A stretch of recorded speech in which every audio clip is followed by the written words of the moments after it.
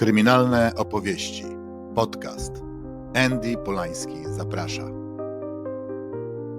Drodzy widzowie oraz słuchacze, doceniam każdą formę przekazu lub wsparcia, więc jeżeli ten podcast Ci się podoba, to będzie mi bardzo miło, jeżeli zostawisz subskrypcję na YouTube lub ocenę na Spotify. Dziękuję i życzę udanego seansu.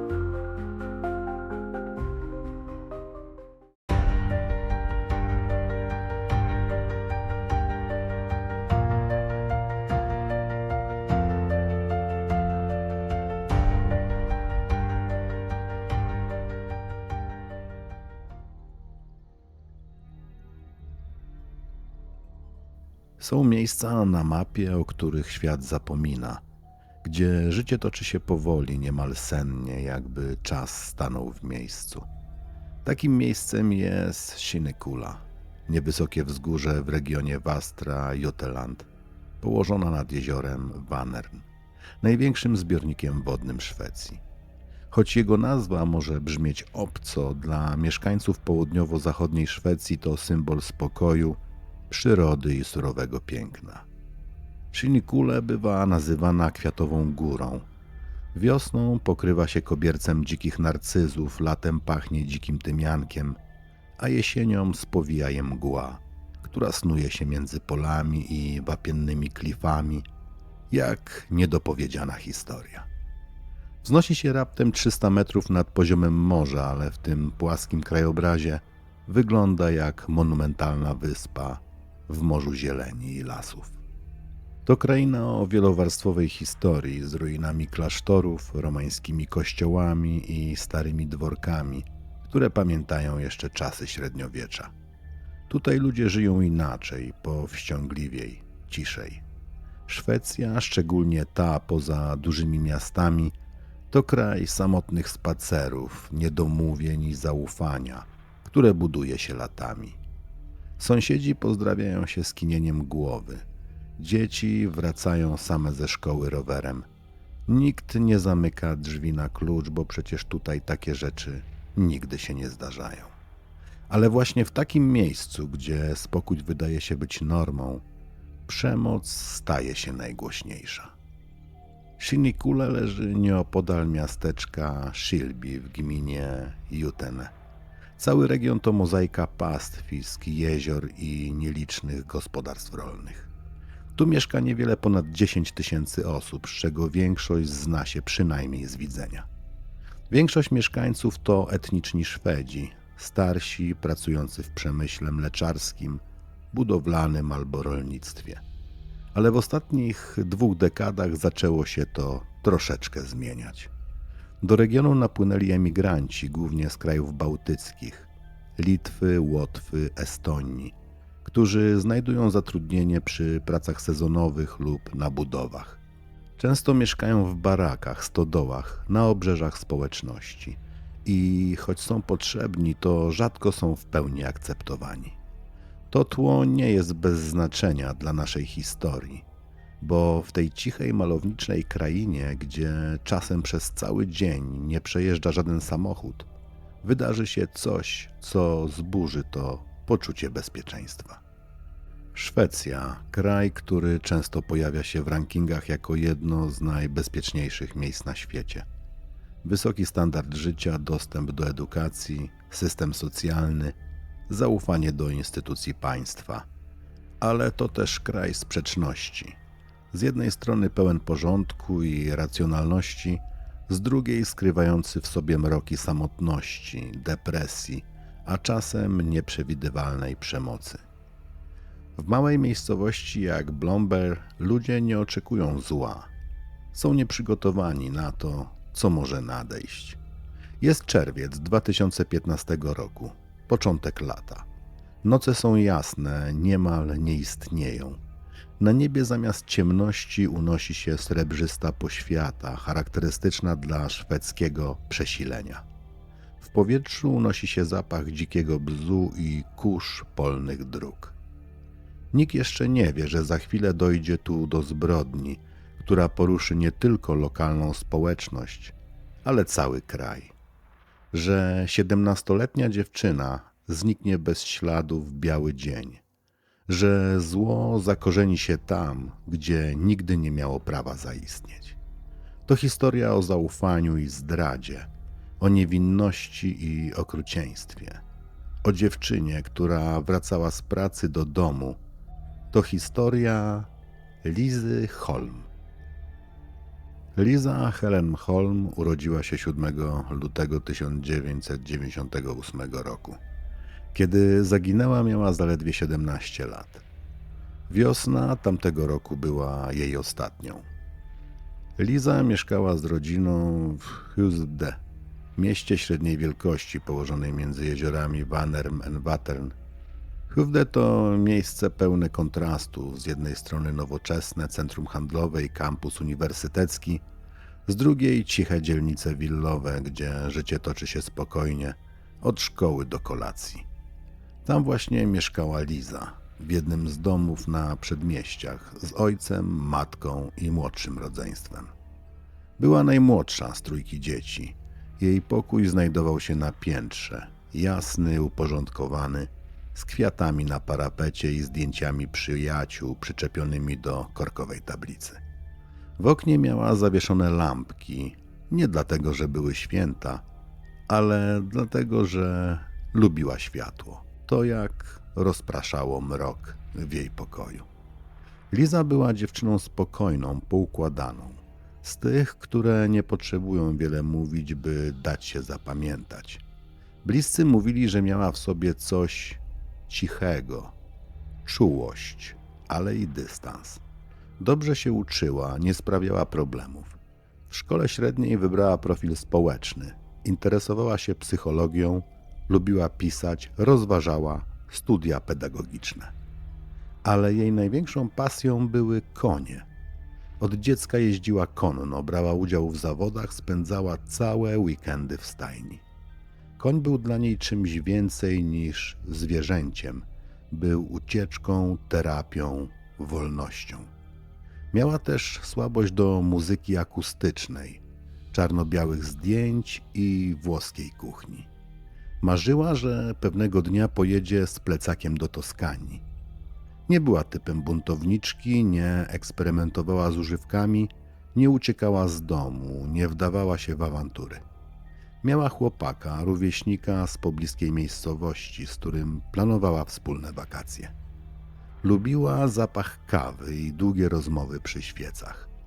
Mówiła, że chce żyć prosto, ale prawdziwie. W czerwcu 2015 roku Liza pracowała dorywczo w kawiarni Café po Klostret, położonej w Bloom Bay, niedużej wsi przy płaskowyżu Shinekule. Kawiarnia mieściła się w starym budynku przylegającym do pozostałości średniowiecznego klasztoru. Bielony mur, drewniane okiennice, mały taras z widokiem na jezioro Wanern. To popularne miejsce wśród turystów, rowerzystów i weekendowych wędrowców. Dojazd z domu do pracy zajmował jej ponad godzinę. Najpierw pociąg, potem motorower. Nie było to łatwe, ale Liza lubiła niezależność. Cieszyła się, że może zarobić własne pieniądze, że nie musi prosić rodziców o każdą koronę. Pracowała sumiennie, serwowała kawę, gofry, kanapki z krewetkami. Czasem zamykała lokal sama, nawet późnym wieczorem. Niedziela, 7 czerwca 2015 roku, Hufde. Świt przychodzi wcześniej, już o 4:15. Przez okno Lizy wlewa się srebrzyste mleczne światło. Szwecja o tej porze roku praktycznie nie zna ciemności. Noc to tylko krótki cień dnia. Liza Holm, 17 lat, budzi się o 7 rano. Czeka ją dzień pracy. Nie ma budzika z ostrym dźwiękiem, korzysta z wibracji telefonu. Wstaje bez ociągania, jak zwykle. W łazience zostawia po sobie porządek, w kuchni wypija herbatę, zjada kromkę chleba z masłem orzechowym. Z rodziną rozmawia krótko, spokojnie. Niedziela w domu Holmów przebiega bez pośpiechu, ale Liza ma swój rytm. 8:10. Zakłada lekką kurtkę, zapina torbę na ramię, zabiera kask i wychodzi z domu. Zbliża się do stacji kolejowej w Hufde. To niedaleko, 10 minut piechotą. Na peronie jest pusto. W weekendy mało kto podróżuje w tym kierunku. O 8:27 nadjeżdża pociąg regionalny. Niebiesko-szary skład zatrzymuje się bezszelestnie. Liza wsiada, zajmuje miejsce przy oknie. Telefon ma w ręku, ale nie pisze. Patrzy za okno. Droga do Shelby potrwa niecałą godzinę. Pociąg zatrzymuje się w Linköping. To największe miasto po drodze. Liza nie wysiada. Uwagę przykuwa widok na połyskujące w oddali jezioro Vänern. Ogromne, niemal jak morze. Tu za Linköping zaczynają się pola i zalesione wzgórza. Im bliżej Shelby, tym mniej ludzi, mniej domów, więcej przestrzeni i milczenia. 9:47. Pociąg przyjeżdża do stacji Shelby. To mały przystanek, niski peron, żadnej obsługi. Liza wysiada, kieruje się prosto w stronę stojącego obok motoroweru. To jej biały Peugeot Spitfire. Zostawiła go tu dzień wcześniej. Wyjmuje z torby kask, zapina pasek pod brodą, uruchamia silnik. 9:52. Ruszając z Shelby wybiera trasę lokalną nr 2710. Droga wije się między pastwiskami i polami rzepaku. Mija lasy, nieliczne domy. Jedzie ostrożnie, choć zna tę trasę na pamięć. Co jakiś czas mijają ją rowerzyści. Lato to czas na szlaku pieszych wycieczek i rowerowych eskapad. O 10:05 dociera do Blombay. To wioska zaledwie kilkunastu domów, zakładu kamieniarskiego i miejsca, gdzie dziś będzie pracować. Zajmuje miejsce na parkingu, zdejmuje kask, zamyka skuter.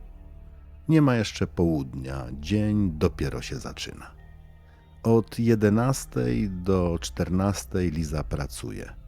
Nie odbiera telefonu, wysyła tylko jedną wiadomość do chłopaka, że wszystko jest w porządku. Przerwy są krótkie, notuje coś na kartce, uzupełnia zapasy, sprząta zaplecze. Na zewnątrz słychać ptaki i szum liści.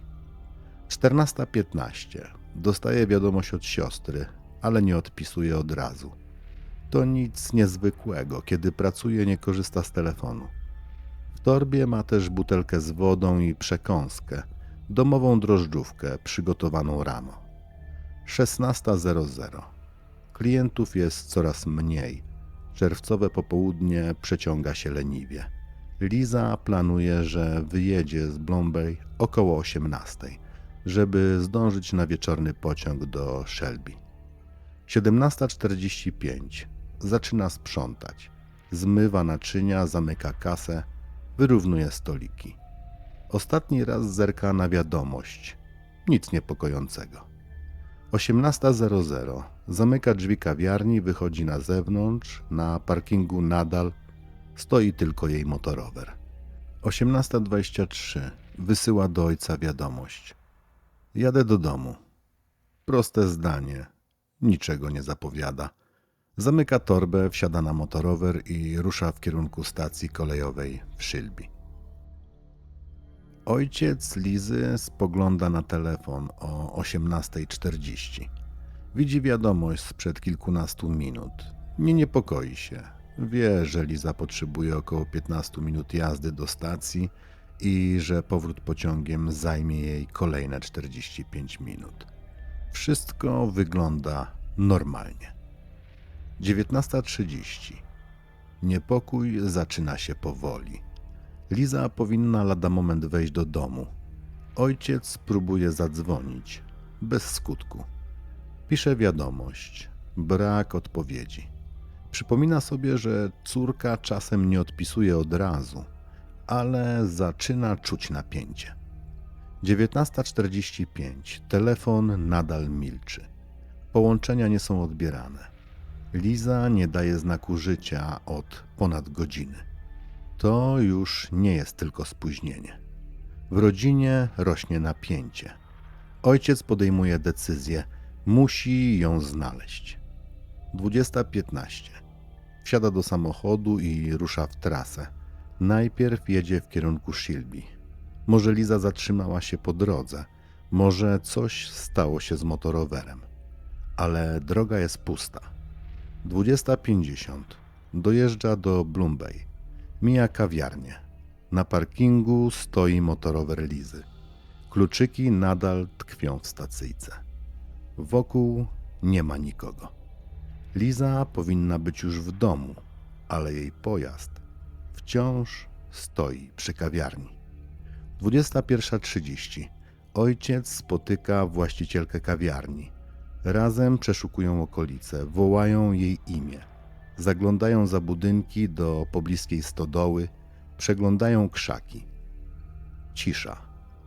Teren zaczyna się wydawać coraz bardziej obcy. Nienaturalnie spokojny. 21:47. Zgłoszenie zaginięcia trafia na policję w Utene. W odpowiedzi na wezwanie wysłany zostaje pierwszy patrol. Godzina 22:15. Na plac przed kawiarnią wjeżdża pierwszy radiowóz. 2 funkcjonariuszy z komisariatu przystępuje do oględzin miejsca, gdzie znaleziono motorower Lizy Holm. Kluczyki nadal tkwią w stacyjce. Po dziewczynie ani śladu. Zgodnie z procedurą zabezpieczają pojazd, potem rozpoczynają przeszukiwania terenu. Obok kawiarni znajduje się stara, wielopomieszczeniowa stodoła, niegdyś używana przez gospodarstwa rolne, obecnie wynajmowana przez prywatnych właścicieli. Nie znajdują nic, ale coś nie gra. Zbyt spokojnie, zbyt czysto. Liza nie zostawiłaby pojazdu z kluczykami i nigdy nie zniknęłaby bez słowa. Policjanci podejmują decyzję kontynuować poszukiwania o świcie. Poniedziałek, 8 czerwca. O świcie teren zostaje oznakowany taśmą policyjną. Do poszukiwań dołącza więcej funkcjonariuszy. Ruszają akcje przeczesywania lasu, rozmowy z mieszkańcami, zbieranie informacji. Przesłuchiwani są pracownicy kawiarni, okoliczni robotnicy, osoby przebywające tego dnia w mieście. W stodole przeszukiwanej poprzedniego wieczoru zostaje odnaleziona rękawiczka, znaleziona przez psa między starymi belkami siana. To jedna z pary, którą Liza miała ze sobą. Policja zabezpiecza ją jako dowód. Dla służb to pierwszy realny ślad. Wtorek, 9 czerwca. Poszukiwania zostają rozszerzone na teren oddalony o kilka kilometrów od kawiarni. Na polnej drodze między Bloom Bay a Matrop ochotnicy znajdują etui na telefon, paragon, bilet kolejowy, pokruszony ekran telefonu oraz ochronną folię z wyświetlacza. Wszystkie przedmioty, potwierdza rodzina, należą do Lizy. W poszukiwania włącza się ogólnokrajowa organizacja Missing People Sweden. To punkt zwrotny. Grupa specjalizuje się w masowych akcjach poszukiwawczych. Wykorzystuje mapy satelitarne, technologię GPS, drony, aplikacje do wyznaczania sektorów przeszukiwania. W ciągu kilkunastu godzin setki ochotników z całej Szwecji zaczynają przybywać do Bloom Bay. Mieszkańcy gotują dla nich obiady, szkoła udostępnia salę do spania. Cała gmina żyje tylko jednym: gdzie jest Liza? Środa, 10 czerwca. Tego dnia padają kolejne odkrycia. W tej samej stodole, gdzie wcześniej odnaleziono rękawiczkę, odkryto kolczyk, pojedynczy, srebrny, delikatny. Taki, jakie Liza nosiła na co dzień. Nieco dalej na poboczu odnaleziono kartę motorowerową i klucze do jej domu. Zespół śledczy ustala wstępny profil sprawcy. Znał lokalny teren, prawdopodobnie obserwował Lizę wcześniej. Mógł działać impulsywnie, ale znał sposób ukrycia ciała. Miał dostęp do zamkniętych pomieszczeń gospodarczych. To oznacza ktoś stąd, ktoś miejscowy, albo ktoś, kto pracuje w okolicy. Piątek, 12 czerwca. Tego dnia Missing People przeszukuje teren gospodarstwa Martrop, oddalonego o kilka kilometrów od kawiarni. To opuszczone gospodarstwo, częściowo użytkowane jako zaplecze budowlane. Są tam baraki, kontenery, magazyny zarośnięte z kraje lasu. Na miejsce podjeżdża dwóch mężczyzn samochodem. Jeden z nich obcokrajowiec. Mówi do wolontariuszy, że teren już był sprawdzany. Jego ton jest chłodny, niemal wymijający. Wolontariusze czują niepokój. Dlaczego ktoś miałby zniechęcać ich do przeszukiwania tego miejsca? Decydują o kontynuowaniu i informują policję. Tego samego dnia następuje przełom. W stercie gałęzi w pobliżu baraku ochotnicy znajdują kurtkę i kask, które rozpoznaje ojciec Lizy. Należą do niej, to pewne. Policja zostaje natychmiast wezwana. Teren zostaje ogrodzony. Zaczyna się przeszukiwanie z udziałem kryminalistycznej ekipy technicznej. W jednym z baraków w starym metalowym szafko-klęczniku roboczym, zamkniętym i ukrytym, funkcjonariusze odnajdują ciało Lizy Holm. To piątkowy wieczór. Jest już ciemno, ale zło zostało właśnie nazwane. Wieść o odnalezieniu ciała obiega kraj w ciągu godziny. W Blombay gasną światła. W Hufde w szkole Lizy uczniowie płaczą. W całej Szwecji rozbrzmiewa echo tragedii. W mediach, w rodzinach, w społecznościach. Wielu wolontariuszy nie może spać tej nocy. Niektórzy byli zaledwie kilka metrów od baraku dzień wcześniej. Niektórzy mijali człowieka, który być może wiedział, co leży w środku. Martorp, miejsce na końcu drogi. Gospodarstwo ukryte wśród drzew z oddali, wyglądające jak opuszczona farma. Stare zabudowania, baraki, porzucony sprzęt. Nikt nie zagląda tu bez potrzeby. Nawet miejscowi, ci, którzy wiedzą, że nie wszystko, co się rozpada, jest całkiem martwe. To tutaj 12 czerwca 2015 roku późnym wieczorem w metalowej szafce stojącej w baraku roboczym policja odnajduje ciało Lizy Holm. Jej sylwetka nieruchoma, ułożona w nienaturalnej pozycji, została wepchnięta do wnętrza skrzyni jak coś niechcianego, jak przedmiot. Na twarzy taśma klejąca, na szyi ślady duszenia. Ale zanim policja znalazła ciało, pojawił się człowiek, który nie chciał, by go szukano. W piątek, gdy wolontariusze z Missing People zaczynają przeszukiwać teren, podjeżdża szary samochód, wysiada z niego dwóch mężczyzn, jeden z nich wysoki, ciężki, z zamkniętym spojrzeniem i postawą zbyt spokojną jak na sytuację. Jeden z wolontariuszy, emerytowany wojskowy, notuje numer rejestracyjny. Drugi wolontariusz, kobieta o bystrych oczach, mówi potem policji. On mówił za cicho i patrzył nie tam, gdzie powinien. Mężczyzną, który tak bardzo nie chciał, by teren był sprawdzany, był Nirejus Bilivicius, obywatel Litwy, lat 35, pracownik firmy budowlanej. Mieszkał na terenie Martorp, w jednym z baraków. Jeszcze tego samego dnia po odnalezieniu kasku i kurtki Lizy w stercie gałęzi, policja natychmiast przystępuje do identyfikacji osób pracujących i mieszkających w Martorp. Nazwisko Bilivicius pojawia się już wcześniej. Był na liście osób, które wynajmowały teren do celów gospodarczych, ale teraz trafia na samą górę listy. Zostaje wezwany na przesłuchanie. Wchodząc do pokoju, rozgląda się jak ktoś, kto nie chce dotykać przedmiotów. Siada, krzyżuje ręce, gdy pada nagle pytanie. Gdzie byłeś 7 czerwca między 18 a 20? Odpowiada. Rozmawiałem z matką przez Skype'a w baraku. Ale policjanci mają już dane od operatora. Nie ma żadnego logowania, żadnego połączenia, żadnego śladu po aktywności internetowej. Jego telefon milczał. Żaden sąsiad nie potwierdza jego obecności. Nikt go nie widział. Gdy funkcjonariusze pytają, dlaczego powiedział wolontariuszom, że teren był już przeszukiwany, milknie. To nie był przypadek. To była kontrola.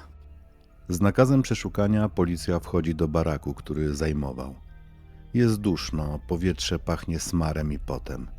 W środku łóżko polowe, buty robocze, półotwarta torba sportowa, na stole laptop. Technicy zabezpieczają dysk. Wewnątrz setki plików pornograficznych, w tym przemocowe treści, brutalne filmy o podporządkowaniu i duszeniu. Historia przeglądarki sugeruje intensywne, kompulsywne korzystanie z pornografii, również w dniach przed i po zaginięciu Lizy. W tym samym baraku, kilka metrów od szafki, w której ukryto ciało, technicy kryminalistyczni odkrywają ślady ejakulatu. Na ścianie, pod biurkiem, a nawet w kloszu lampy. To nie była przestrzeń wspólna. To był jego świat. Ubranie Lizy zostaje przekazane do analizy. Eksperci z laboratorium znajdują DNA na 10 oddzielnych elementach jej garderoby. Na kurtce, spodniach, koszulce, a także wewnętrznej stronie bielizny. Jego materiał genetyczny pojawia się też na linach, które najprawdopodobniej służyły do duszenia ofiary. Na taśmie klejącej, której zaklejono jej twarz. Policja nie znajduje ani jednego śladu DNA należącego do osoby trzeciej. Sekcja zwłok wskazuje na duszenie.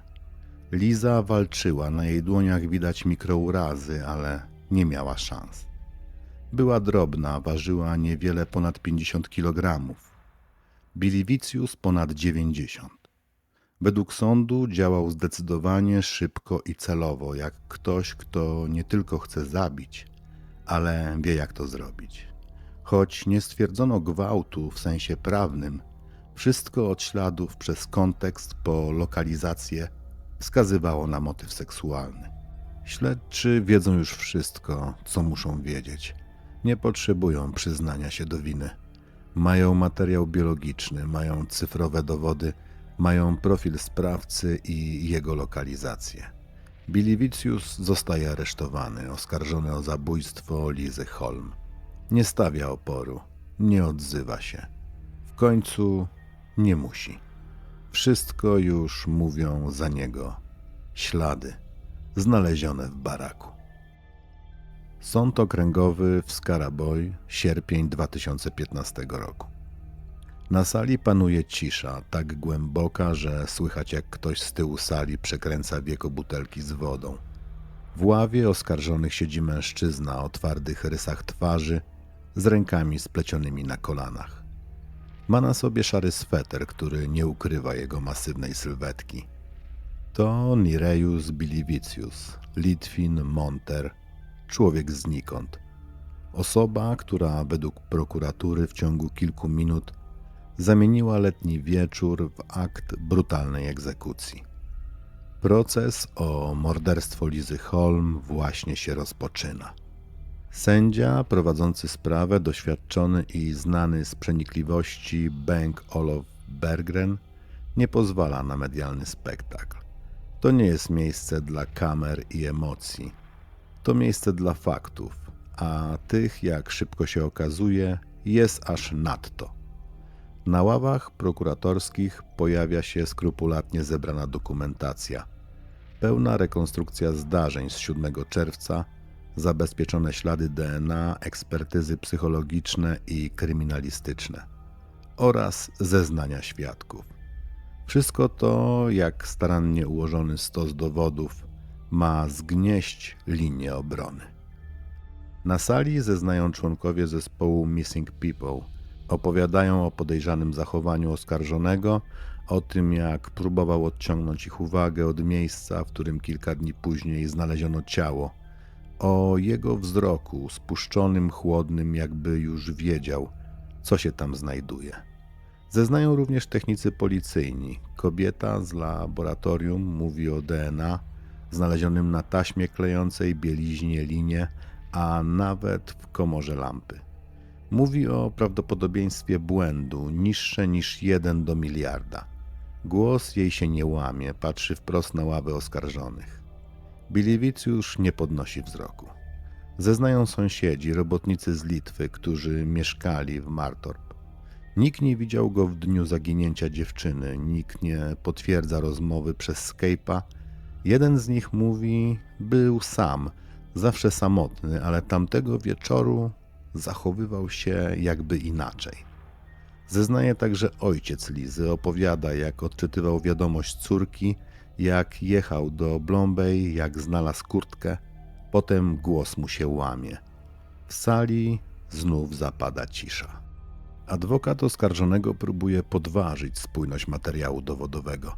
Twierdzi, że DNA mogło trafić na ciało przez kontakt pośredni, w szatni, w kantynie, że oskarżony miał wstęp do wielu miejsc, gdzie Liza mogła się znajdować, że nie ma świadka, który widziałby moment zbrodni. Ale sąd nie daje się zwieść. Nie chodzi o jeden ślad, chodzi o ich dziesiątki, o ich rozmieszczenie i o ich kontekst. Adwokat podnosi też kwestię braku dowodu gwałtu, ale patolog powołany przez prokuraturę odpowiada: brak obrażeń nie wyklucza napaści. Zgon nastąpił przez uduszenie, a duszenie wymazuje dowody. Dlaczego duszenie wymazuje dowody? W przypadku wielu przestępstw seksualnych kluczowe ślady biologiczne, takie jak sperma, ślina naskórek czy ślady DNA, mogą znajdować się na ciele ofiary przez pewien czas po dokonanej napaści. Jednak w przypadku, gdy ofiara zostaje uduszona natychmiast po napaści lub w trakcie jej trwania, następuje szereg zmian fizjologicznych, które mogą zniszczyć lub usunąć te dowody. Duszenie powoduje zatrzymanie krążenia, co oznacza, że niektóre ślady biologiczne, np. nasienie wewnątrz pochwy, nie ulegają rozprowadzeniu ani nie zostają wchłonięte do tkanek, co mogłoby ułatwić ich późniejsze wykrycie. Z drugiej strony brak przepływu krwi może utrudnić detekcję mikrourazów, które są jednym z głównych wskaźników przemocy seksualnej. W trakcie napaści ofiara może się bronić, a jej ciało w naturalny sposób reaguje na urazy i penetrację, co zostawia ślady, otarcia, zadrapania, rany. Ale jeśli kobieta zostaje duszona, dochodzi do szybkiej utraty przytomności i ustania reakcji fizycznych. Jej ciało przestaje walczyć, w rezultacie brakuje typowych obrażeń, które są charakterystyczne dla ofiar gwałtu. Gdy ofiara traci przytomność przez duszenie, nie krzyczy, nie broni się, nie drapie, nie wierzga nogami. To oznacza, że potencjalne ślady pod paznokciami czy na ciele sprawcy, zadrapania, krew mogą się nie pojawić w ogóle. Ciało nie pozostawia odcisków bólu, które później są dowodami. Jeśli ofiara umiera, zanim zostanie poddana obdukcji, organizm nie ma już żadnych reakcji regeneracyjnych. Czasem najważniejsze mikroślady, np. mikrourazy pochwy, ślady tarcia, małe krwawienia, zaczynają zanikać już po kilku godzinach po śmierci, w zależności od warunków przechowywania zwłok. Duszenie, zwłaszcza jeśli połączone jest z ukryciem ciała, np. w wilgotnym miejscu, w taśmach, ubraniu, może prowadzić do szybkiego rozpadu delikatnych śladów biologicznych. W dodatku sprawca często działa celowo. Myje ciało, zakleja, zawija, co przyspiesza degradację materiału dowodowego. Duszenie to nie tylko akt przemocy. To sposób, by odebrać ofierze głos, oddech, a potem dowody. To technika, która w brutalny sposób usuwa ślady, dosłownie i w przenośni.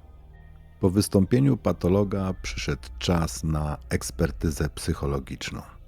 Biegli opisali człowieka, który nie zabija z impulsu, ale z potrzeby kontroli. Człowieka, który planuje, dominuje i ukrywa. Człowieka, który szuka przemocy nie w akcie, ale w całym procesie. To nie był przypadek, mówi psycholog sądowy. To było działanie kontrolowane, przemyślane, z pogardą dla ofiary. Jego komputer, pełen brutalnych materiałów pornograficznych, przedstawiających duszenie, więzienie, bezwolność. Jego zachowanie po zbrodni, unikanie wzroku, milczenie, chłód, wprowadzanie w błąd. Jego reakcja na ciało w szafie? Brak. To nie był ktoś przypadkowy. To był ktoś gotowy. by zabić. 30 września 2015 roku, punktualnie o godzinie 10, sąd odczytał wyrok. Nereus Biliwicius winny morderstwa Lizy Holm. Kara dożywotnie pozbawienie wolności. W uzasadnieniu czytamy: działanie oskarżonego miało charakter szczególnego okrucieństwa. Ofiara była bezbronna, osaczona, zaskoczona. Sprawca wykorzystał swoją przewagę fizyczną, znajomość terenu i brak świadków, aby pozbawić ją życia. Jego zachowanie po zbrodni, próba ukrycia ciała, usunięcie śladów, manipulowanie tropami świadczy o pełnej świadomości czynu. Biliwicius nie zareagował, nie podniósł głowy, nie drgnął. Tylko jego palce po raz pierwszy zaczęły drżeć. Jesień 2015 roku. Sztokholm zasypany liśćmi, a sądowa sala już pusta. Rodzina Lizy opuszcza budynek w milczeniu. Dziennikarze przepychają się pod drzwiami. Biliwicius nie zostaje wyprowadzony na ich oczach. Skuty w konwoju zostaje przetransportowany tylnym wyjściem prosto do więzienia o podwyższonym rygorze Anstalten Kumla, jednego z najbardziej strzeżonych zakładów karnych w Szwecji. Kumla, betonowy kolos w sercu Örebroin, miejsce dla sprawców najcięższych zbrodni, seryjnych morderców, gwałcicieli, terrorystów. Tu nikt nie trafia przypadkiem, tu nie ma chwilowej odsiadki. To miejsce na lata albo na całe życie. Cela 3.27. Skromna, chłodna, z wysokim oknem przypominającym szczelinę w murze. Biliwicius trafia tam bez prawa do kontaktu z mediami, izolowany, obserwowany i, jak donoszą późniejsze raporty penitencjarne, zamknięty w sobie. Nie odzywa się do strażników, nie nawiązuje relacji z innymi więźniami, nie chodzi do wspólnych zajęć. Jego aktywność ogranicza się do czytania gazet po litewsku, słuchania radia i pisania listów. Długich, niewysłanych, nieczytelnych. Jakby prowadził dziennik dla kogoś, kto nigdy go nie przeczyta. Jeszcze przed końcem roku jego adwokat składa apelację. Główne zarzuty. Dowody DNA zostały źle zinterpretowane. Śledczy nie wzięli pod uwagę alternatywnych scenariuszy.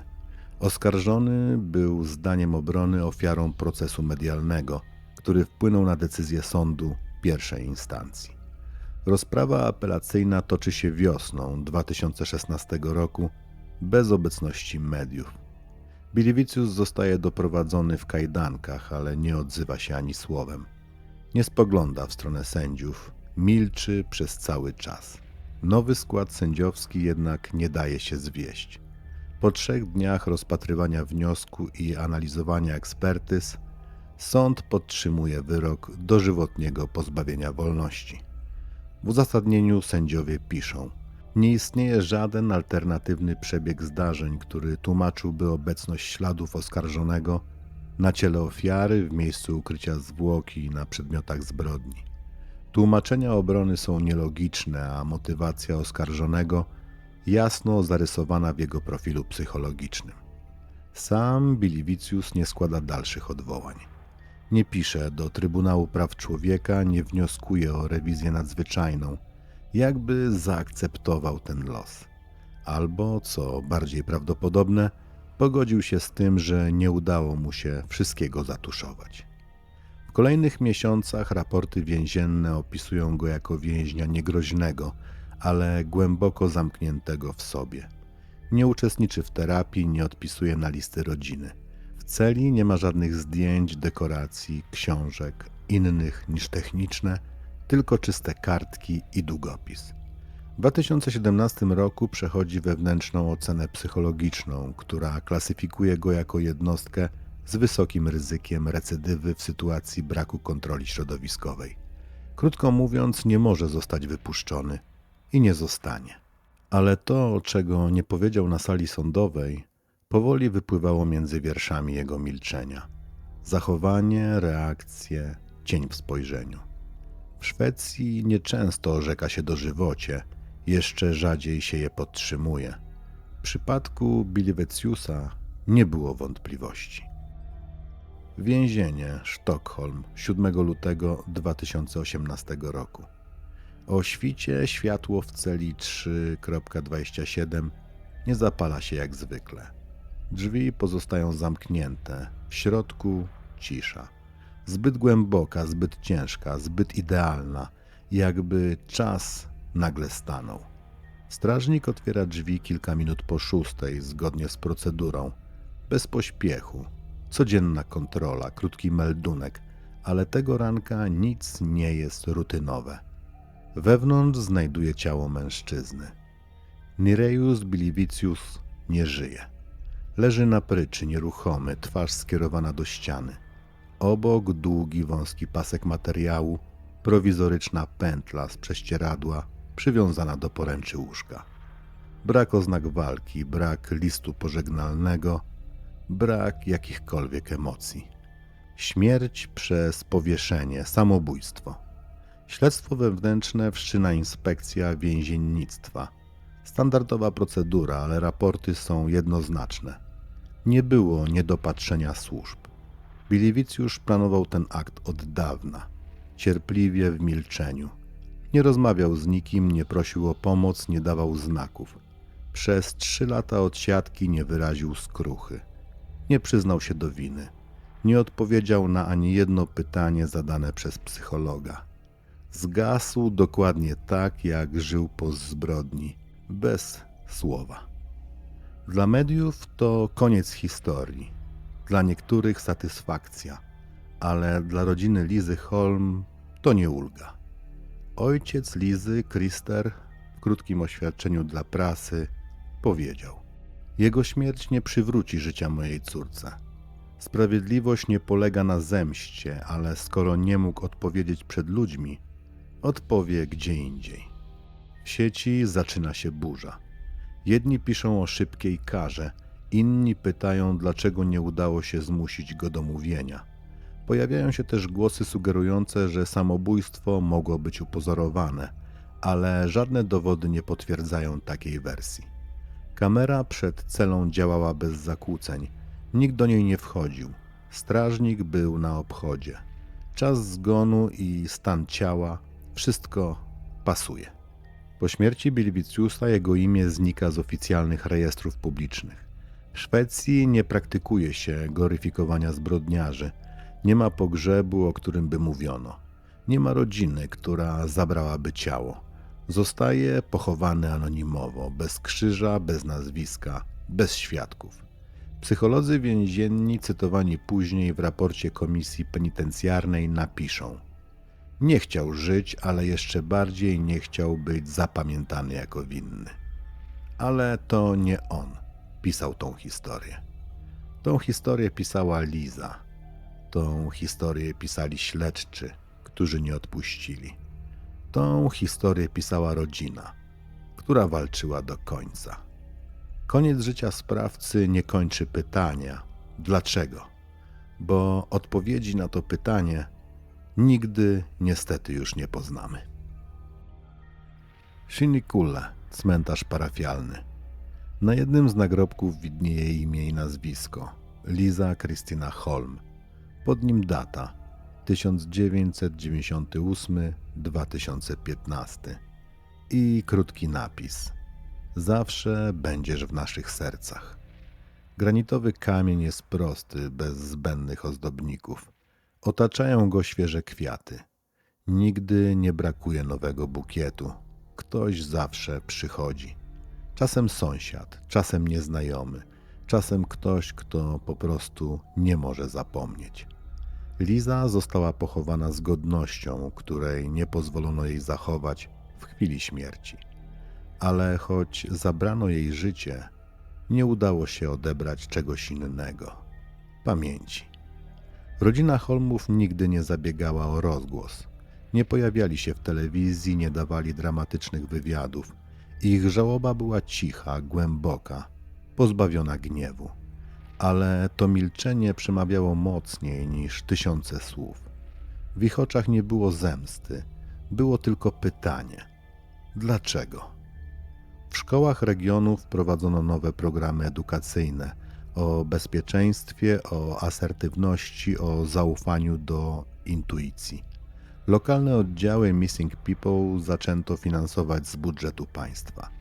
A w małej kawiarni, gdzie Liza miała rozpocząć swoją pierwszą pracę, zawisło jej zdjęcie. Uśmiechnięta, z kubkiem kawy w dłoni, jakby właśnie mówiła: będzie dobrze. W jej rodzinnej miejscowości posadzono wiśniowe drzewo.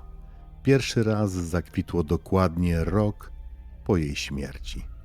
Kiedy płatki zaczęły spadać na ziemię, nikt nie miał wątpliwości, że to coś więcej niż symbol. To był znak, że pamięć o niej żyje. Sprawa Lizy Holm stała się punktem zwrotnym dla całego kraju. Media nazwały ją szwedzkim momentem przebudzenia. Przestano ignorować niepokojące sygnały w środowiskach prac sezonowych. Zmieniono sposób zatrudniania w odizolowanych gospodarstwach. Policja przeszła nowe szkolenie z zakresu rozpoznawania mikrogestów i lepszego prowadzenia przesłuchań w przypadku przemocy seksualnej. Zaczęto również przyglądać się poważnie światu online. Brutalna pornografia, fetyszyzacja przemocy przestały być traktowane jak prywatna fantazja. Społeczeństwo zaczęło pytać, dokąd prowadzą takie obrazy i co się dzieje, gdy przestają wystarczać. Największe poruszenie wywołała jednak wystawa zatytułowana Ostatni ślad. Składała się z przedmiotów znalezionych w czasie śledztwa: kask, klucze, skuter, szafka. Nie było na niej żadnego zdjęcia twarzy, bo ta historia mogła spotkać każdą dziewczynę. Dziś, 10 lat po tragedii, o sprawie Lizy Holm mówi się rzadziej, ale raz w roku w czerwcu ktoś zostawia biały goździk w miejscu, gdzie znaleziono jej ciało. I nikt nie pyta, dlaczego to robi, bo każdy w Szwecji zna odpowiedź. Nie chodzi tylko o to, że Liza została zamordowana. Chodzi o to, że nikt nie zapomniał jej imienia. To była historia Lizy Holm, młodej dziewczyny z marzeniami większymi niż miasteczko, w którym mieszkała. Historia, która zaczęła się jak każda inna, od zwykłego dnia, od śniadania, uścisku na do widzenia, od zaraz wracam, ale nigdy nie wróciła. Przed chwilą opowiedziałem wam o zbrodni, która wstrząsnęła Szwecją, o śledztwie, które było jak mozolne składanie rozsypanych puzli, o procesie, w którym każda cząstka dowodu stała się głosem nieobecnej i o sprawiedliwości, która choć spóźniona, jednak nadeszła. Pamiętajmy, że za każdą taką opowieścią kryje się prawdziwe życie. Ktoś, kto kochał, ktoś, kto czekał, ktoś, kto został sam. Jeśli ta historia was poruszyła, możecie zostawić komentarz lub podzielić się tym odcinkiem. A jeśli znacie sprawę, o której świat zapomniał, napiszcie do mnie. Być może wspólnie opowiemy ją tutaj, wśród cieni i prawdy. Dziękuję, że byliście dziś ze mną. Do usłyszenia w kolejnym odcinku Kryminalnych Opowieści.